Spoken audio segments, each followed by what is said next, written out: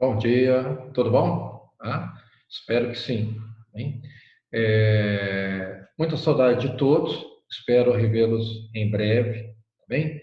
Para a gente não perder muito tempo, eu vou fazer, e o vídeo não ficar pesado, eu vou fazer uma revisão rápida com imagens do que nós aprendemos na aula passada e entro com tópico novo, tá bom?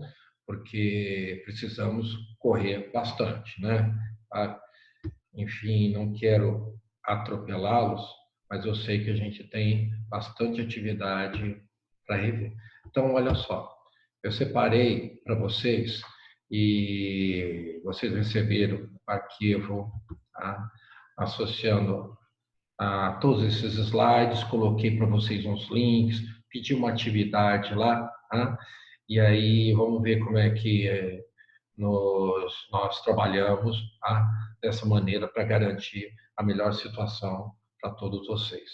Bem, então, lembrando, a questão de força está num slide que fala da situação de forças internas, no caso de abalo sísmico.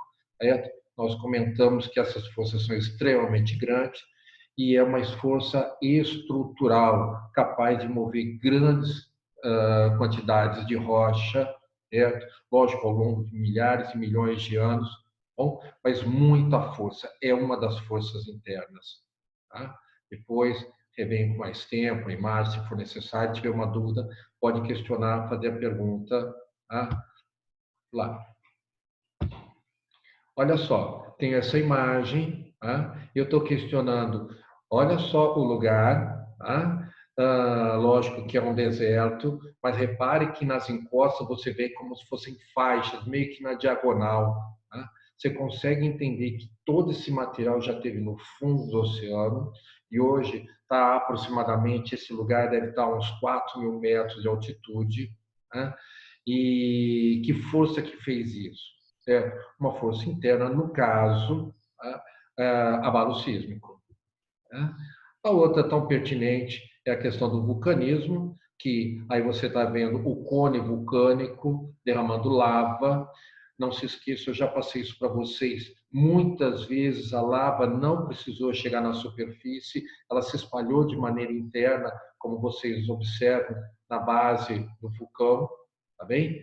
Mas às vezes não precisa nem ter o cone do vulcão. Isso daqui é o suficiente para derramar grande quantidade de lava que depois vai, então, se solidificar e se transformar numa rocha. Bem? Tem os terços, tudo, tá? Mas vamos direto para a imagem, porque daí facilita. Né? Aí você tem a questão da força externa, então agora falo de força externa, aonde você vê declaradamente um ambiente seco, e com certeza, por ser um ambiente seco e a alteração da temperatura nesses ambientes é muito maior, quem mais força a transformação da paisagem na superfície, nesse caso é o vento. Por quê?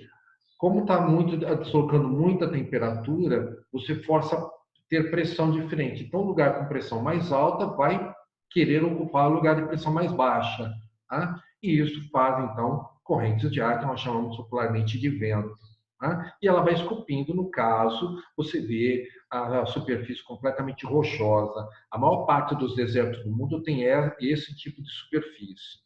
Tá? E, lógico, tem alguns desertos que é aquela nossa fácil lembrança de um deserto quando ele é com areia. A maior parte dos desertos são com rocha, mas aqueles que têm areia ou parte do deserto é areia são partes muito antigas, porque imagina só, ele era rocha e ficou areia, então precisou de muito tempo para haver toda a meteorização da rocha e transformar ela em partículas de areia e ter esse acúmulo aí, tá bem? Então o deserto com areia, ele é extremamente antigo. Tá? Olha só, novamente um deserto. Agora, o que eu quero mostrar para vocês nessa imagem, que o agente vento é o predominante. No deserto chove, né? No deserto cai até neve. Tá? E quando chove, a transformação é muito violenta, mas na maior parte do tempo, quem acaba fazendo como principal agente é o vento. Esta rocha que vocês estão vendo, tá? ela é esculpida pelo vento. A maneira que ela está esculpida, vamos dizer, entalhada, a gente sabe logo que é o vento, porque se fosse água, ela seria arredondada, tá? Como você vê na margem de um rio, por exemplo, certo? E eu consigo mostrar para vocês até a direção que o vento faz, ou seja, o vento vem daqui para lá. Aí você pergunta, e o restante, o que que aconteceu? O restante eram rochas mais macias, mais moles, que desintegraram antes. Essa daqui, ou pelo menos a parte desta, ela é muito mais resistente, por isso que você a vê. Tá? Chamamos isso de residuais, ou seja, era o que era no passado e ainda resistiu. Tá? Outro modelo, bem comum da gente ver em imagens, como essa no caso do Grand Canyon. Não existe só no Grand Canyon, mas você está vendo que é uma área desértica e quem forçou essa passagem, que dividiu essa superfície, no caso foi um rio. Tá? Você está vendo água hoje nesse rio, mas poderia ser que não tivesse, ou como tantos outros lugares em área desértica, muitas vezes a água não, você não a vê, ela não está ali naquele momento.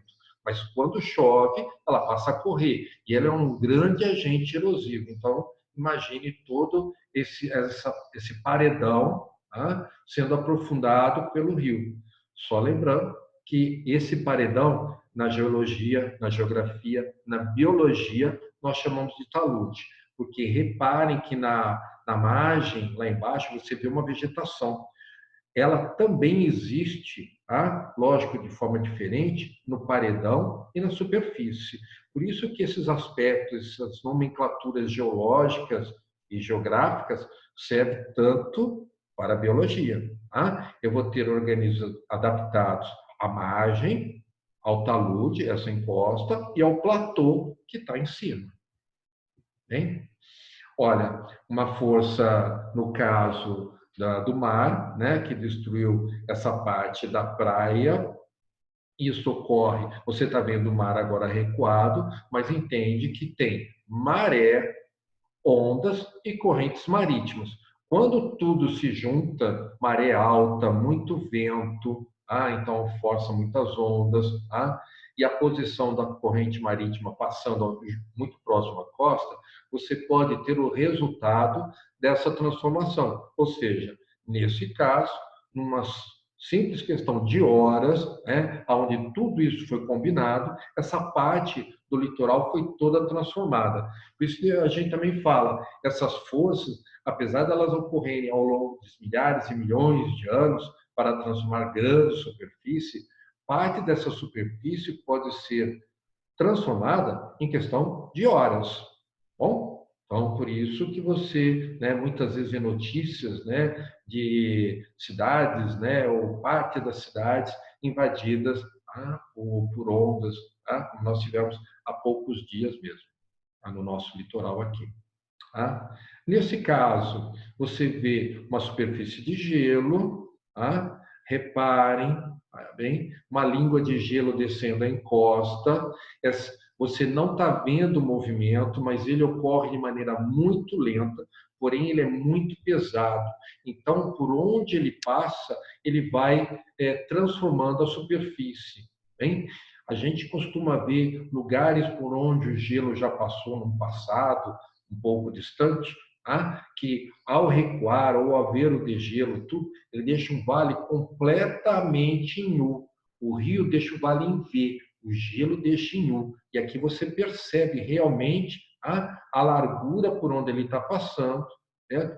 E aí o poder por onde ele vai, então escavar, usando a força. Essa imagem é bem típica da nossa região. Eu duvido que alguns de vocês já não tenham assistido isso. Se não, agora basta olhar para o seu entorno que você vai ver muito disso. Morro, certo? Muitas erosões, que nós chamamos essa erosão mais profunda de Vossoroca. Repara que a pastagem em volta é bem empobrecida, porque o solo está empobrecido, como a gente vai falar daqui a pouco. Então, ele já não sustenta mais tanta carga, de vegetação. E lembra, uma coisa que eu também gosto muito de trabalhar com vocês, que tudo isso já foi coberto uma grande floresta, no nosso caso, a floresta a Mata Atlântica. Tá? E aí, na retirada dela, o solo ficou completamente desprotegido.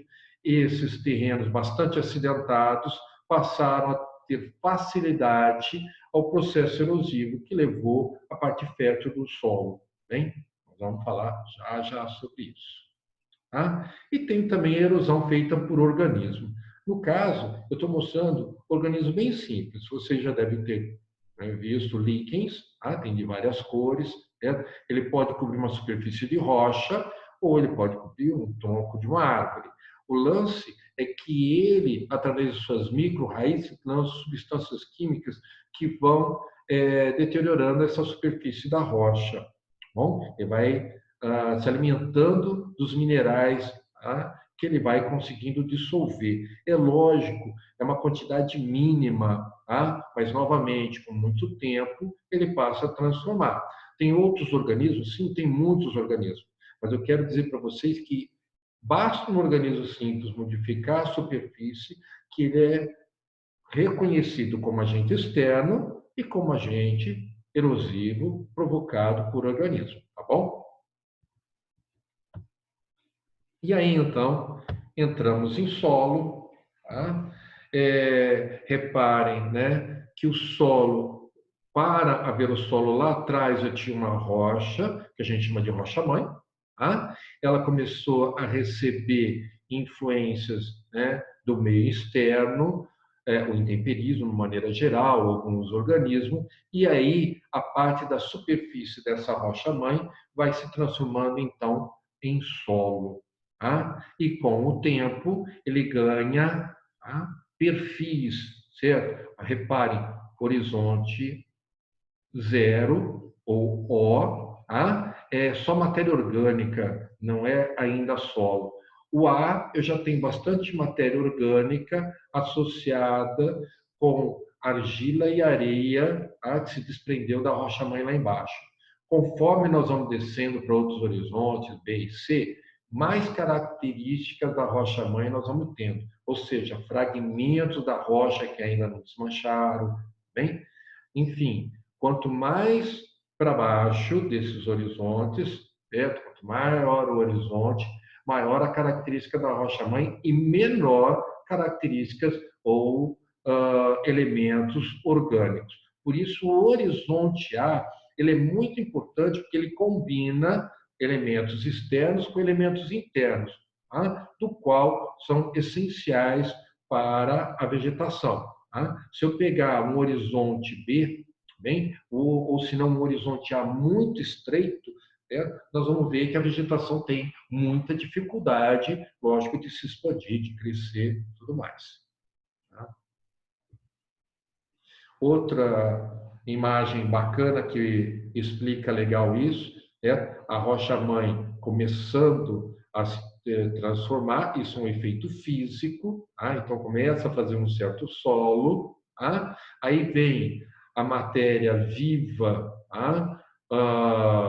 Que nós compreendemos que então é um estágio biológico da transformação do solo, e aí a combinação desses elementos biológicos e físicos vão dar reações químicas, e aí eu vou ter um solo que a gente chama verdadeiramente pronto. Tá? Então, esse esquema mostra legal. Bom, aí eu tenho um perfil de solo. Reparem que o horizonte A, ele é estreito, ele não é profundo não, certo? Na nossa região, na época que tiraram a Mata Atlântica, ele tinha por volta de 30 centímetros. Hoje, naquela atividade que eu pedi para vocês darem uma olhada, provavelmente vocês vão ver em encosta de beira de estrada, talude ou de barranco de rio, também talude, tá? Que esse horizonte A é bem estreito hoje, porque boa parte dele já foi lavado. Tá? Essa outra cor aqui, a gente entende que é o horizonte B, já tem vários fragmentos da rocha-mãe. Tá? Então, o horizonte A, que é o extremamente importante para a vegetação. Mais uma coisa, para você ter ideia que ele não precisa ser tão espesso, mas é extremamente importante, solo é algo divino, né? Para todos os agentes, né, que ocupam esse planeta, somente nós que tiramos boa parte dos alimentos através da agricultura e pecuária. Mas um horizonte A mais espesso que nós temos, ele tem provavelmente 1 metro. Tá? Em alguns lugares do mundo a gente tem isso. Tá? A espessura é importante? É importante. Tá? Mas a qualidade dessa espessura também. Tá bom? Então, tem solo que é estreito, bom, o horizonte A, mas a qualidade dele é muito boa, e aí ele consegue, então, favorecer bastante a vegetação. O que é a qualidade? É aquela combinação, minerais extremamente energéticos, minerais novos, tá? Que foram decompostos numa rocha bem rica, tá? Num momento, vamos dizer assim, relativamente recente, associado com a parte biológica, né? Fungos, musgos, tá? E aí bactérias, né? Ajudando a transformar tudo isso. Então, eu tenho explicado aí para vocês que são esses horizontes, já passei. Ele pode ter a sua origem eluvial ou aluvial. É fácil. O eluvial é quando a rocha que se decompôs, formou solo, se encontra no mesmo local. Exemplo, na nossa região, o nosso solo é da nossa rocha que está aqui embaixo. Bem, se você for na margem do Rio Paraíba ou de outro rio, provavelmente parte do solo veio de outro lugar que foi decomposto, em outro lugar e foi carregado. Aí é aluvial. Tá? Por isso que a gente fala ouro de aluvião. Aquele ouro não estava ali, ele não é dali. Tá? Ele foi trazido pelas forças da corrente do rio, por exemplo, até aquele lugar onde estão fazendo o garimpo. Então chamamos isso de ouro de aluvião. O que o cara do ouro aluvião procura tanto? Né? Além do ouro, lógico, o veio aonde está esse ouro na rocha que a água do rio está lavando. Provavelmente, e várias vezes, ele já lavou há muito tempo, então não existe mais esse veio. Tá? Então, é assim também com solo. Aluvial é aquele que está sendo carregado. Né? E aí tem o nome de alguns solos que eu vou passar, vou tratar melhor com vocês, mas eu quero que vocês dêem uma lida, tá? Para entender que existem diferenças, tá bom? E aí eu venho com maior características sobre solos no mundo, e sobre solos no Brasil, tá bom? Então dê uma lida aí e a gente volta a trabalhar isso já no próximo vídeo. Um abraço a todos, e a gente se vê. E qualquer coisa, vão mandando para mim as dúvidas.